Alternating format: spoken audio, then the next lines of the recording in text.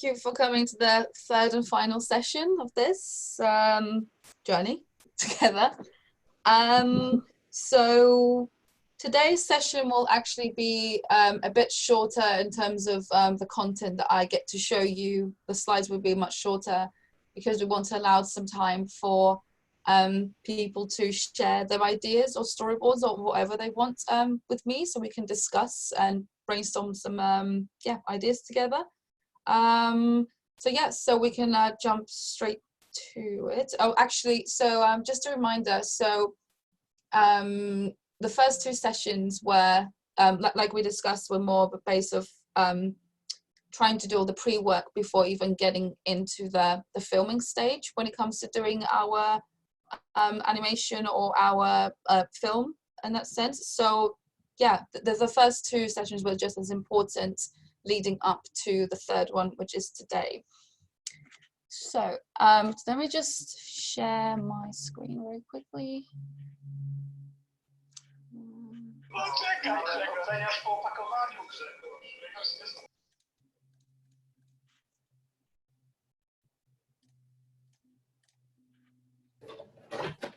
Hi everybody. Sorry for Hi, no worries. Hi.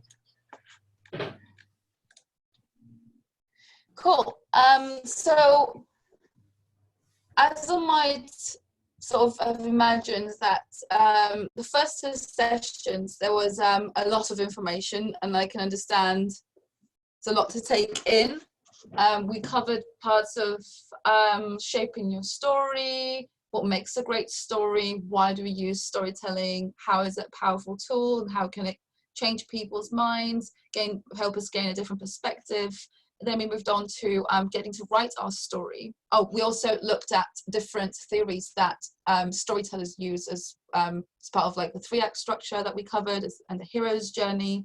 And then we moved on to session 2, where we covered script writing. And on from there, storyboarding. So let's just say that you have reached a stage now where you're happy with your storyboard, and you just have to sort of get down to the practical side of things now. So I have just a few tips to give you, just so you don't find the process as daunting, and you will be happy to find out that given the current situation with COVID-19 and the fact that everyone is locked in home, it's a bit more limited as to what anyone can do. But it doesn't have to be this way, because all you need is a camera and a small setup to start working, and it is just as easy as that. And I feel like it will give people more of a chance to do this in a much more creative way, because I feel like limits are not always, when we're limited into what we can do, it's not always an obstacle, but more like a chance for us to be more creative and work with what we have. So I'm just going to jump straight onto some filming ideas. So when I visited the Wonder Foundation, in this case, well, when they showed me examples from what redglow has done before, I saw examples of what appeared to be people using paper puppets, which I thought was a very innovative and very simple way to tell a story without using too much material. Just drawing and cutting out paper is enough to sort of tell a brilliant story. But yeah, that was just one great example. But there's so many ways in which you can use different objects around your house and use your own talents to tell your stories. It could either be, again, paper puppets, or setting up a scene within your house where you get to build different objects, using Lego, using cardboard, using kitchenware, just anything really that you can put your mind to, and any material you get to use, you can use it in that way.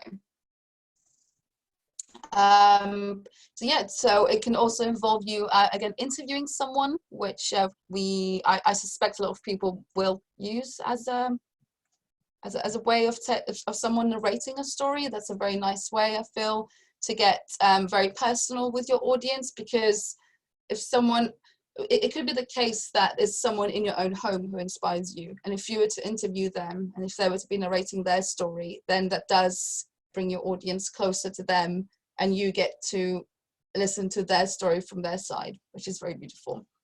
You can also use drawing boards. That's that's a very common way of illustrating your story.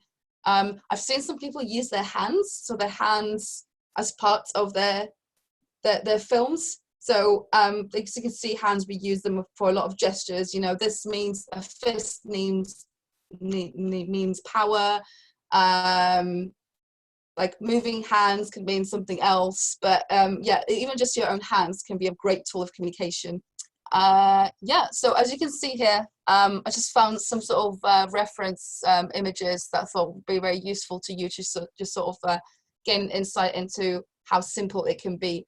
So when it comes to, for example, setting up your own your phone, when it comes to filming, you obviously need something stable, a stabilizer, and you don't always have to use fancy equipment for that. So you can use Lego. You can find yourself using different objects around the house. So it's much more. Let's just say it's much. I would say it's much more an exciting way of fixing things and finding your way around it. So yeah, these are just a few filming ideas. Again, the sky's the limit. You can use whatever you put your mind into. Cool. So just want to cover a few tips for you just before you get to start with filming. Like I said, like this image illustrates, these phones are standing on objects that, well, anyone can find around the house.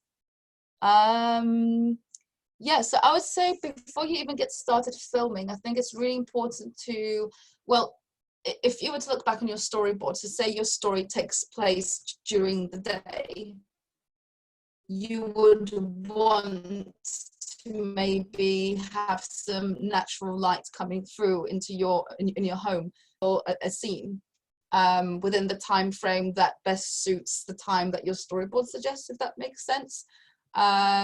So yeah, I would recommend to always use natural lighting, and make sure that you film, say if you film a scene one day and then you film another scene the next, you need to sort of make sure that that the lighting is very similar from one scene to another, because you wouldn't want to find yourself filming something in the morning and then filming something in the afternoon, and the lighting is obviously completely different during that time of the day, and you can tell the difference in color and how harsh the shadows can be during that time change. And unless your story is based on that, unless your story is based on time change and how it could be a daytime scene, it could be a nighttime scene, then obviously that's intentional. But if you want to use a scene, a consecutive scene, a set of scenes within the same time space, then you have to make sure that the time of the day and the lighting fits that. Yeah, I would say also when it comes to filming, you need to ensure that the subject that you want within your scene is not cropped. So for example, if you were to be filming someone, you wouldn't want to be cropping like part of their forehead or have them weirdly cropped down here. You want to have the whole subject in the scene, unless you want to do close-up scenes, which is also very possible. But there are ways to set up your scene in a way that feels nicely balanced and very intriguing to the eye. We'll talk about this later. But yeah, so this slide is very useful. You can obviously take on board these tips, and there's also a ton of resources that you can find online. I could possibly find some links for you. But yeah, this is just a small guide in order for you to help you get started with filming with confidence, without having all these internal questions. Am I doing this right? How I'm going to ensure I get to film this in a great way. So yeah, this is what this filming, these tips are for you. So I'm going to move on to one, I would say, a theory. So when you get to planning your shots, there is a way for you to ensure, again, that your scenes are well balanced. And there is there are a few techniques that photographers and filmmakers use in order to ensure that the viewer's eye flows from one point of the screen. So let's move on to this. So composition. So when we talk about composition, it's basically how elements of a scene is arranged in a way to make things look very balanced and helps the viewer and just makes things more make things more aesthetically pleasing, I would say. Again, that's a very nice theory that you could potentially look into to make your shots more dynamic and more impactful. So for example, when it comes to, say you want to set up a scene, but you're using paper structures, when you get to set up a scene, but then with your phone, you can use this theory as a guide to make sure that everything is balanced within your screen and you can see the subjects that you want your audience to see at the time.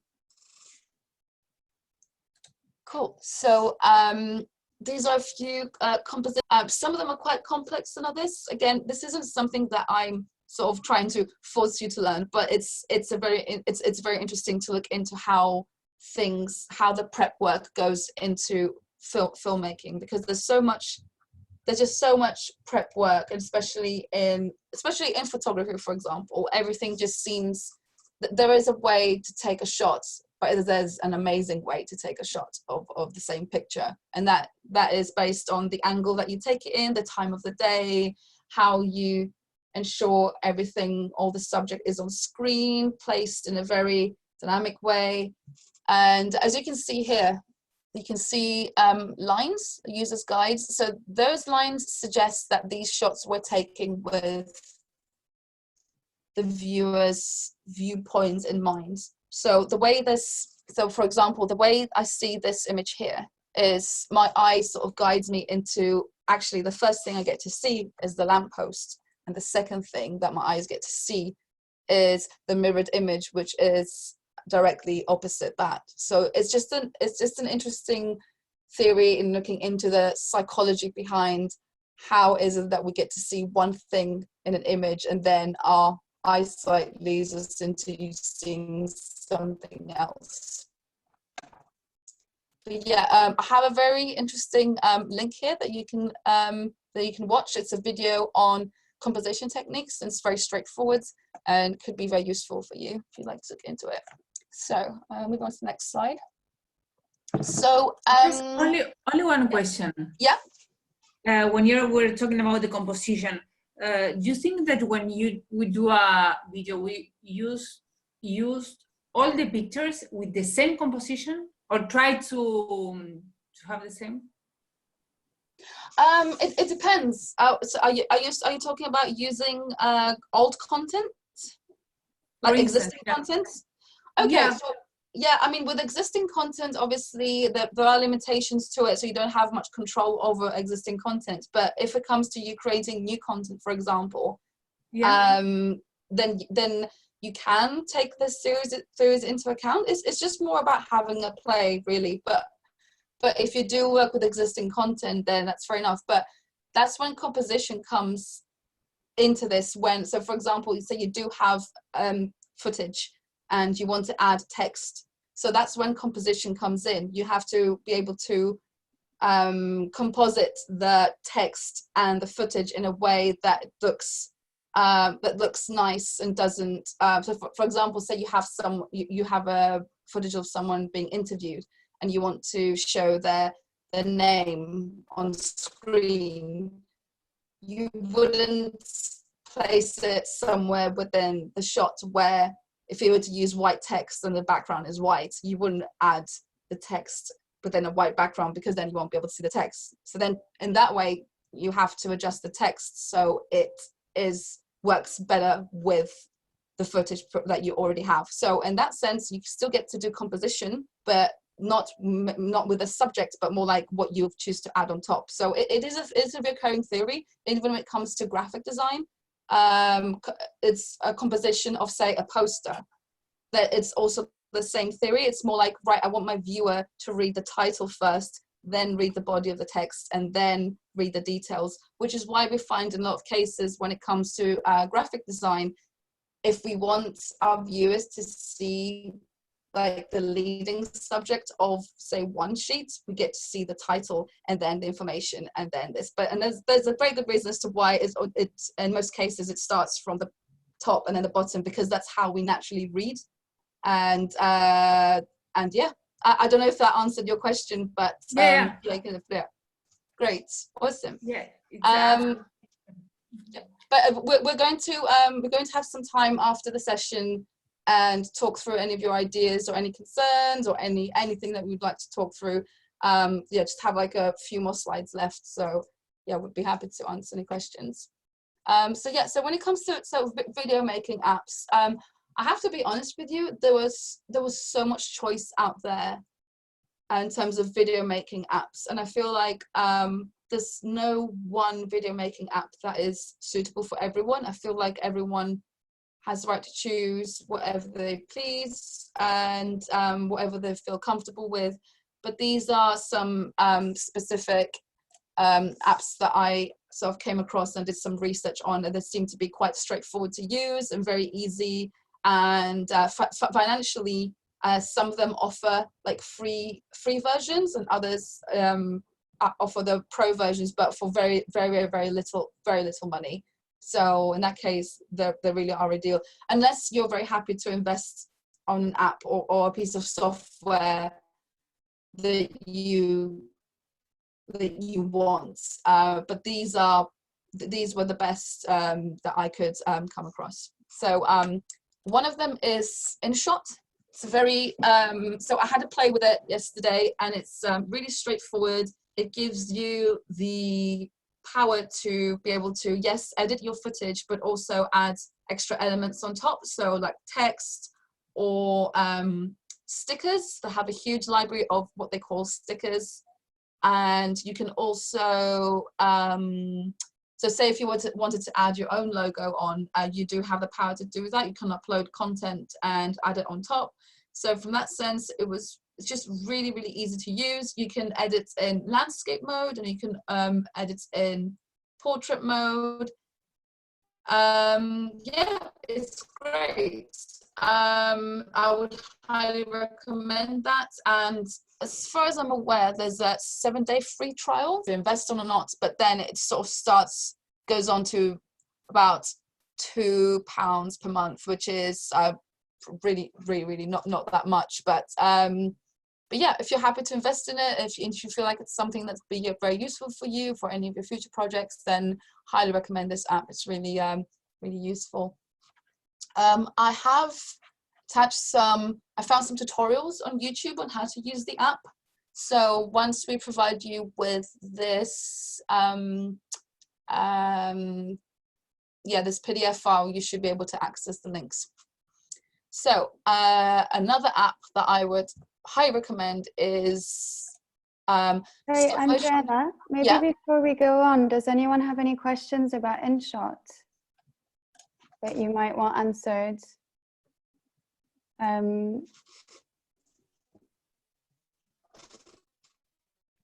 Just to check. No, I guess not.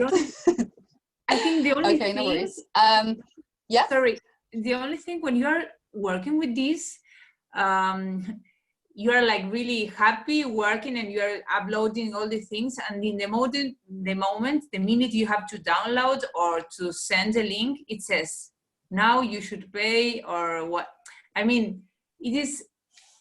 I think it's better to know or to have the idea to invest at least for 1 month. Otherwise, there are many things that they are really you cannot take advantage of all of the. In my opinion, it's only one thing that I like to tell you. Yes. Yeah.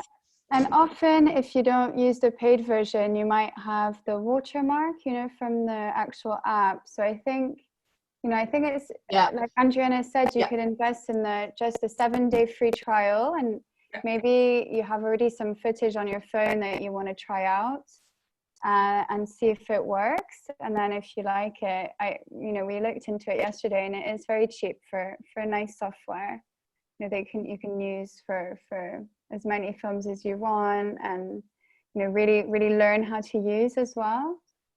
Yeah, I do find personally that with most editing apps, they do come at a cost, whether it's small or big. And I do find that if you were to find free editing apps, they're probably not as advanced as the ones that you get to pay a little bit for. So I understand it's an investment, but I myself, I pay for Adobe software, and that does cost quite a lot of money for me every month, and it costs me close to £50 per month for all Adobe software. And I know that I don't have much of a choice regarding that, because it is what it is, and I have to invest in it. But obviously, when it comes to these apps, they come at such a small cost. So I feel like it's worth just investing just a little bit, just to see whether it is something that you want to do. If not, there's also free apps that you can use, such as like TikTok. But I do find TikTok a little bit limiting, because it's sort of catered to more the app itself and the community of TikTok. So it's kind of forcing you to share your content within TikTok rather than solely focus on editing projects. So there's so much of choice of what you can use out there, but yeah, I would just say just be prepared to invest just a little bit extra to get something reliable and something that you can actually get some great work out with. And I actually think that InShot, you can use it. Can you use it also on a desktop, or is it just a phone app? So you can use it on an iPad. Okay, so that might be quite a nice tip. I think usually you can use them on iPads, because if your phone is quite small, then you might want a bigger screen. But I think it's. I do find though that phone screens are actually much better than tablet screens. And I guess because you're creating it for a phone viewer mostly. I mean, most of the videos that you make are going to be seen on a phone nowadays. So actually creating on a phone and making sure that the proportions are right on your screen is quite useful. Instead of creating it on a big screen and then things being too small and not visible. Yeah, no, I agree. I completely agree. Cool. So InShot is, like I said, it's more of an editing app. So it's getting your filming content in, piecing it together, adding text, adding logos, adding music, transitions, some effects. So from that point of view, it's really cool to use. But there is this very specific. That's in filming. But when it comes to, for example, if you want to do more of a stop motion animation, which consists of you, say, moving objects around the house and taking frames and playing them in a sequence, and that's how you achieve the stop motion feel to it. In that case, I would recommend for you to use Stop Motion Studio. I did some research on it. I'm not entirely sure what the cost of it is, but it is relatively small. Like you said, Cami, if you don't pay for it, then you have to you get to export your work with the watermark on it, which isn't ideal again. But it is the reality of the situation when it comes to editing and this amazing software, because I guess there needs to be a way for them to somehow be able to fund their product, and that is by subscribers giving that small amount of money. But then again, you can stop using it if you feel like it's not for you. But yeah, it's a very sort of fun way to get some very effective work in. So I think this one here is, yeah, it's a scene made out of paper. So in this case, the animator, so I would call them an animator, the animator has moved objects around and takes individual frames and then plays them in a sequence. That's really cool. Yeah, as you can see here, I found this image of this home setup, because that's how I would imagine someone working from home be setting up a scene, is to use any flat surface, a desk, and just paper, and just a makeshift camera stand, and yeah, just get going, and a lamp in this case for lighting, which is great. I have attached some more tutorials here based on stop motion and how to get started and how the app itself works. So I hope everyone gets to find these very useful. Yeah, that's pretty much it. Can I ask a question? Yeah. What would you say is the benefits of using stop motion versus kind of continuously filmed video, or kind of dividing it into shots? Yeah. What would you use it for, and what's the difference for a movie?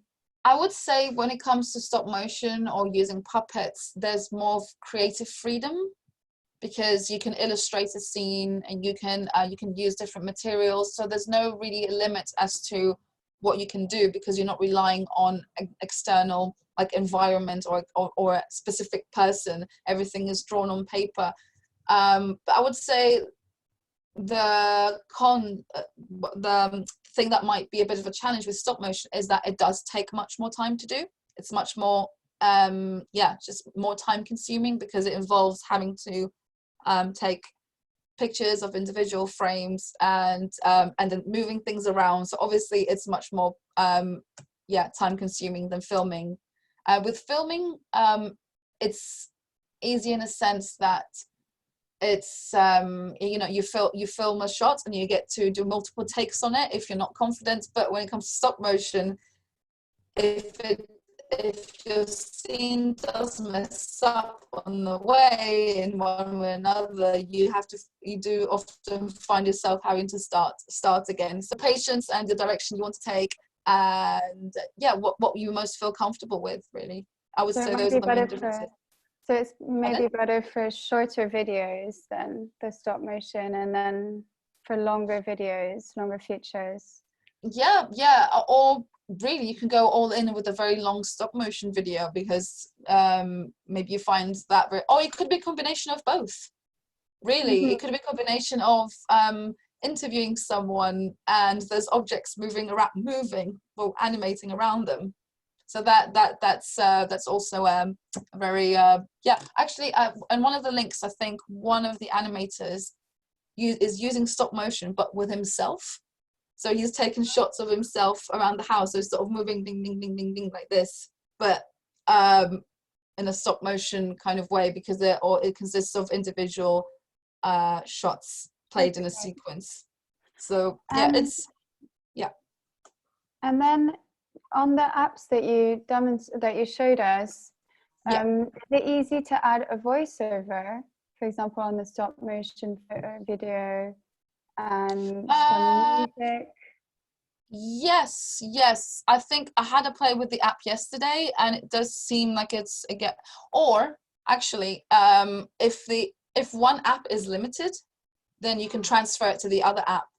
So say, for example, you do your stop motion animation within a stop motion studio and you're happy with it, you can export it and bring it back into InFrame, and then add any sound effects or any music or any voiceover on top. So you don't have to use just one or the other. It could be a combination of both. It depends on what you want from each subject. And do you have any tips for finding music for videos? Music, like free music. Yes, I know a few libraries. The one thing that I would recommend, sometimes there's the option to convert a YouTube link into an MP3 file or MP4 file.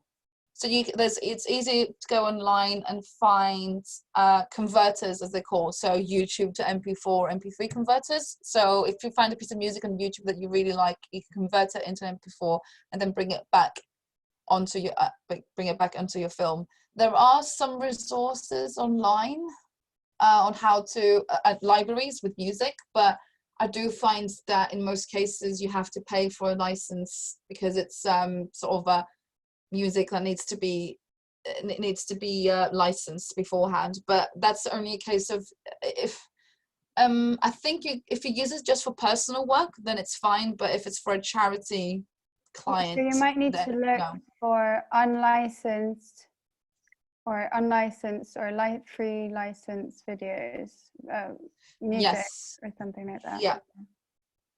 I can definitely do some research on that. I have a few in mind that I can share. Yeah, I think that'll be useful for everyone to have kind of in their records.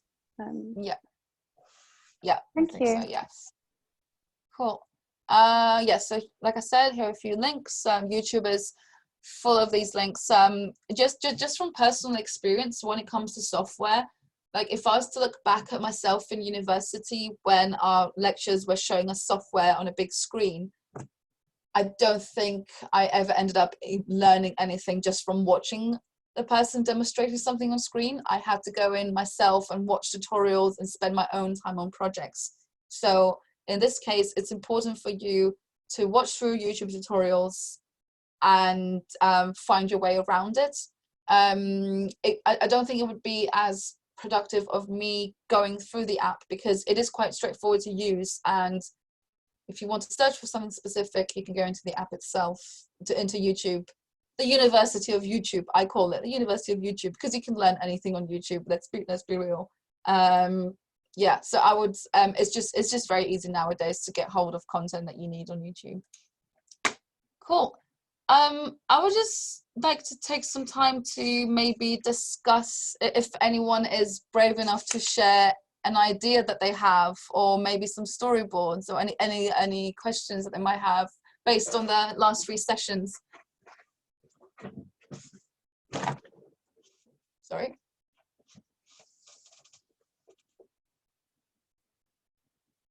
Don't be scared. We're here to brainstorm together. Okay, so maybe I will turn on the camera. Oh, hi. Hi. So when I got the invitation, like the information about this whole workshop, I was really excited because literally the same day I was asked by it wasn't my teacher, like she it's more like a friend that guided me through lab and like lab sciences. But she organized like this sessions for students to like their first like steps in lab. So, and I was asked to like film a video about 1 minute to like tell about those like about those classes. Like it wasn't really classes, but those meetings. So according to this Shaping Your Story card you sent us 2 days ago, I like created like base of this story, but like I have like I'm really chaotic when I'm telling something. So it's like I even now it's like, so I was excited like to join this workshop to like learn more to speak the story like consistently that holds together, if you know what I mean. Yes. Yeah. So my idea about this story to tell is, as I said before, to like film this short video about what we were doing on this project. I mean, for example, post some pictures or videos about from this project because I have them. And I guess it's supposed to be like a little advertisement, something like that. So I'd be very happy to hear any tips of what do you maybe to like what to contain in this little story. Like it would seem more interesting. I'm sorry, I know I'm being very chaotic. Like I hope you understand. No, don't worry. So you want to make a story out of this whole sessions, the 3 sessions that we've had together. Is that what you're saying? Yeah, like using tips from these workshops we had together here. I would like to like film a story telling about my project I had before in a lab. So for my like this friend who like organize this lab classes, as I said. Oh, so the story is of your friend organizing a lab class, like the lab class. Yeah, and I was participating in them. And I was asked to tell about those classes in the lab. Okay, Okay, I'm sorry. okay. I'm sorry. No, it's okay. So did you get a chance to look through the questions on shaping your story? This one you mean? Oh, sorry. This. Yes, that's it. That's it. Yes, Yes, exactly. I did. Like, I'm sorry, I'm not as prepared as I wish I was, because today at 7:30 a.m. I had a test, and like for the past week Don't I've been worry. learning all day. So Don't worry, don't worry. it's like, you know, it's like shaped very without details, but No, don't yeah, worry. I tried my best. I tried my best to like participate in all those meetings, but you know, it wasn't that easy. No. Honestly, like I feel like I don't think anyone should feel pressured into like this is a test or this is a lesson. It's more this recordings or this material, and when it comes to like writing your story. So we don't expect anyone to be able to come out of this like with 3 or 4 stories. It's more like if you do want to create a story, or if you do want to be involved into this, you can use that as a tool. So regarding your story, so what is it, the aim of your story? What is it exactly that you're hoping to achieve through your story? Who's your audience? I would like my audience to like feel interested and maybe motivate and inspired to try new things, like try like get into it's okay, maybe I will sorry, let me start over. I feel like it's something that should inspire young people to take part in some like it's a lab classes, and like that like feel that they have opportunities. They just need to find the right like way to them, and that there's plenty of those ways. And for one of those like ways, this opportunity was the project I participated in. And you know. Okay, so what do you want to inspire your audience with? Do you want to inspire them to join the lab class, or what is it that you're hoping is the outcome of your story? Yeah, I think it's about joining the lab class and like feeling more feeling that they can like do those things, because I feel like a lot of young people have this barriers. They think they're too young to like join something like this, too young to achieve those things, too young to try even to be accepted, invited Yes. to stuff like that. And I want them to feel like they have opportunities. They have those opportunities. Yeah.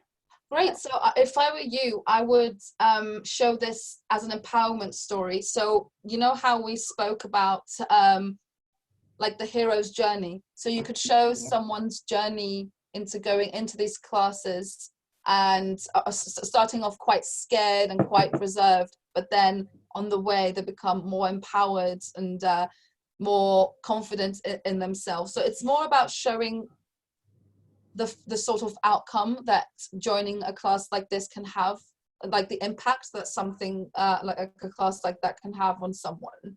So it's more like thinking how does the person start before they get to join and how they are after. So that would be like the curve of your story. So that is the base of your story. So it could be in the case of, well, maybe you have a character who is shy and reserved and has a lot of doubts, but then they find a mentor on the way who encourages them, and then from that point on they go ahead and achieve amazing things, and they go ahead and inspire other people on the way. So it's more like a chain reaction of, you know, an empowered person empowering another person, empowering another person. It's like a circle of empowerment and people sharing their skills and sharing their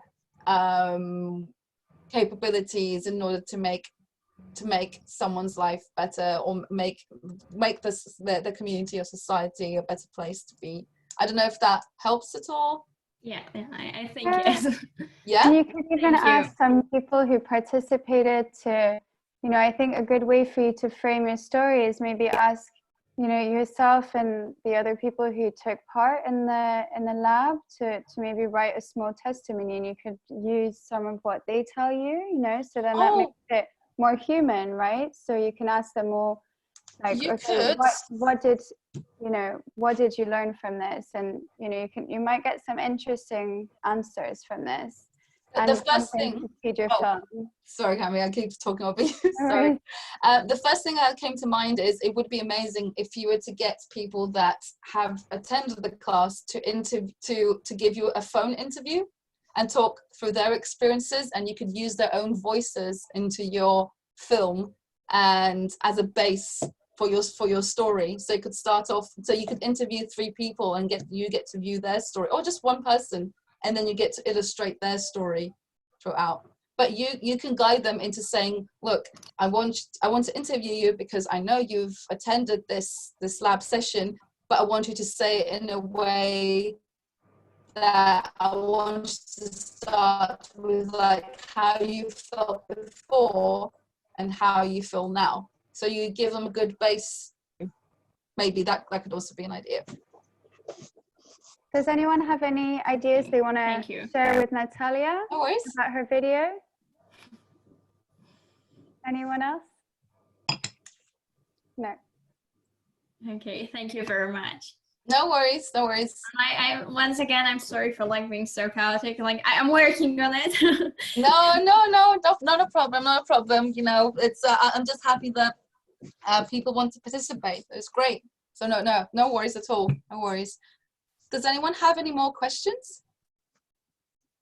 Well, if you do have questions and you don't have, well, if you don't have any questions at the moment, I am more than happy to help. I have provided my email address and my phone number, which you can use on WhatsApp and ask me questions. So if you're stuck on like the scripting stage of your story, or you don't know where to start from at all, or you have a storyboard and you want me to review it, I would be more than happy to help you out if need be. So don't feel pressured to talk through ideas right now, because I can use this, I can do it in my own time, and I'd be very happy to do that. Did anyone else want to share their story today? Just checking. No? Cool. Yes. I feel like someone does. I feel like you two do.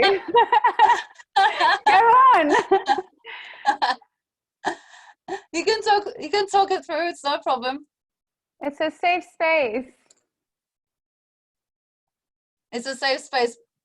Sofia has a story. She has. Yeah, please share. She has a draft, but it's very well done, but it's in yellow, so it's very difficult. Oh, it's hard to read the picture because it's not. It's a story very nice about herself. It's not exactly about herself, but it's a storyboarding. But I don't know how to say you because can you take a photo of it maybe with your phone? Yes, does that work? The first moment, and after that, the hospital, the ambulance, the hospital, when this couple have a baby, after the baby is growing. Is that her story? Yes. Oh wow. No, that's amazing. Wow, there's so much work. Yes, it's when she is at the university. I met her first boyfriend. Oh wow! And after after I don't know what is that exactly. This is a watch, and asking her for marriage. Oh wow! And after that, no, this is nothing, because it's the upstairs. After that, how they have their own house, and when they have a baby at the end. That's amazing. I'm very happy that you just went crazy on your notepad. That's great. That's great. No, and she has done in 20 minutes or something like that. No, that's great. Can you try to? Yes, I have tried to do it, but I need more time. Yeah, take more time and send it over to me, and I'll share it with Adriana. Okay. Yeah. No, so you can take a look. I picture it and send to you.